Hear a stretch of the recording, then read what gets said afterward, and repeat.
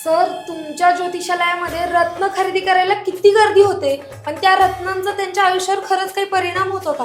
हो, नक्कीच. आता आपण मनुष्य जीवनावरती खूप मोठ्या प्रमाणात इफेक्ट होतोच होतो. त्याचबरोबर आपलं जसं की मागच्याच बोलणं झालं, देवांवरती पण त्याचा खूप मोठा इफेक्ट आहे. जसं की आपले दगडूशेठ गणपती त्यांच्या हस्तामध्ये तर आहेतच आहेत. त्याचबरोबर आत्ताच रिसेंटली विवेक ओबरॉय यांनी दगडूशेठ गणपतीच्या मस्तकावरती तिलक रूपी शुक्राचा रत्न डायमंड हा 66 कॅरेटचा अर्पण केला आहे. अरे वा, पण रत्नांमुळे नक्की आयुष्यातले कोणते कोणते प्रॉब्लेम सॉल्व्ह होतात?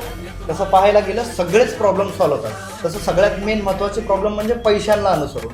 पैशाचे जे काही कुणाला अडचणी असतील, काही प्रॉब्लेम्स असतील तर त्याही सॉल्व्ह होतात. त्याला अनुसरून जर बघायला गेलं, फायनान्स झालं, हेल्थ रिलेटेड झालं किंवा करिअर रिलेटेड झालं, आर्थिक, शारीरिक, मानसिक अशा सर्व प्रॉब्लेम्सला निवारण म्हणजे रत्नांचा उपयोग खूप चांगल्या प्रकारे होऊ शकतो.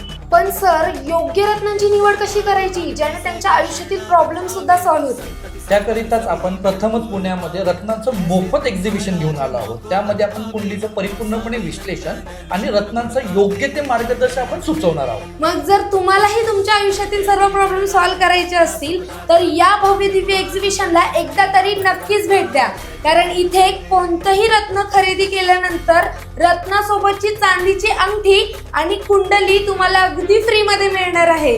मग या गुढीपाडव्याला नक्कीच व्हिजिट करा देवदत्त ज्योतिषालय, वाकड, पुणे.